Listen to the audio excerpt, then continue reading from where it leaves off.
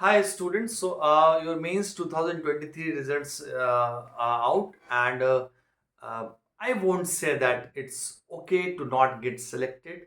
I won't say that कि आपका selection नहीं हुआ, so don't feel bad or you should be relaxed. No need to worry and all such things. Because everyone who will work hard, he wants or she wants something in return.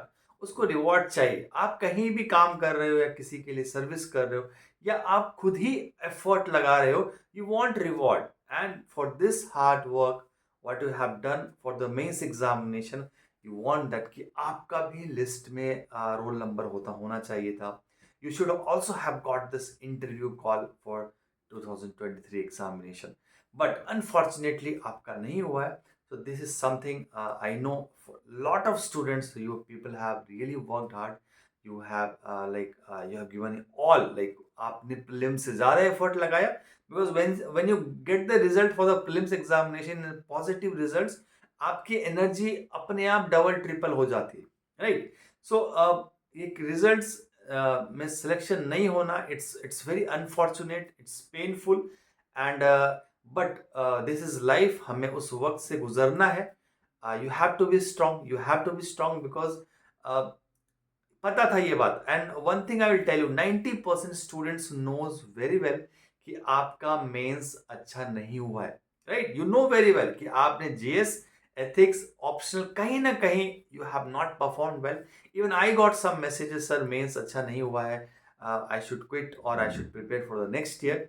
So one thing I will say for those students कि you got this clear picture कि mains नहीं है तो life UPSC में नहीं है. Okay, even when you get happiness when you clear the prelims examination, your the bad part is more than what you felt happy in the clearing prelims examination.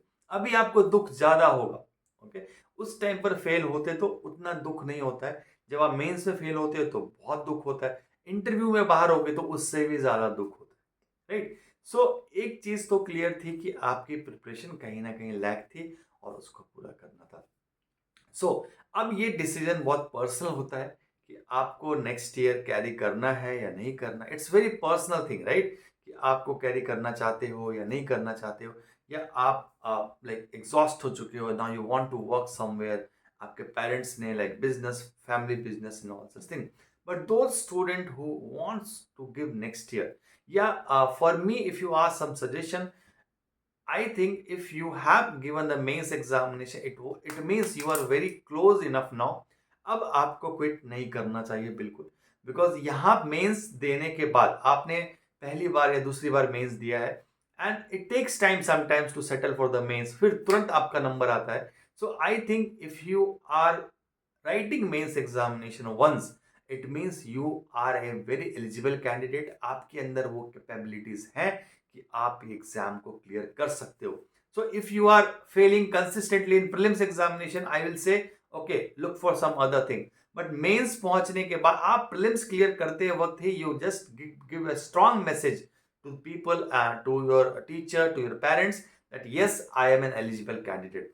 पर इस वक्त like after writing mains, आपको एक चीज बहुत जरूरी है समझनी कि you have cleared this mains examination, and you can clear this mains examination अगर थोड़ा सा एफर्ट और लगा देंगे, थोड़ा सा एक बार कोशिश और कर सकते हैं.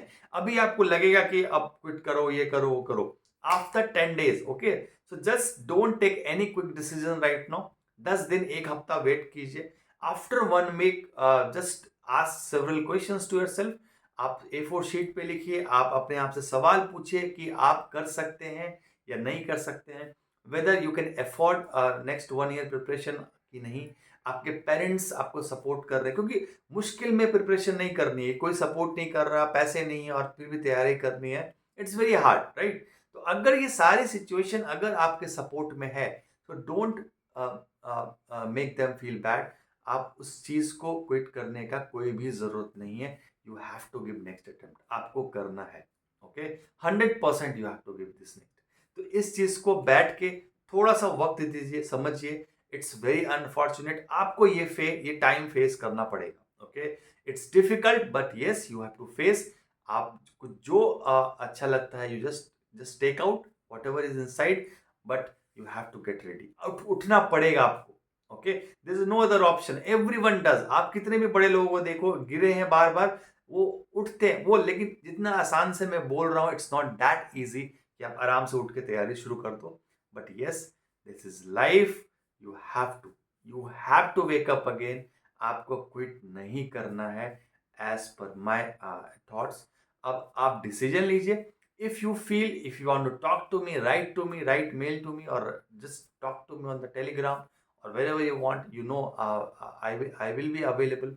तो आप बात कीजिए, आपको लगता है ऐसा, and then you take the decision.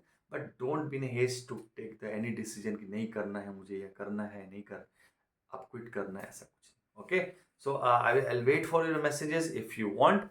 If you want to talk to me, I'll definitely will waiting, and I'll just guide you the best. Okay, so no need to worry, just this time will also pass. Okay, थोड़ा हिम्मत रखिए।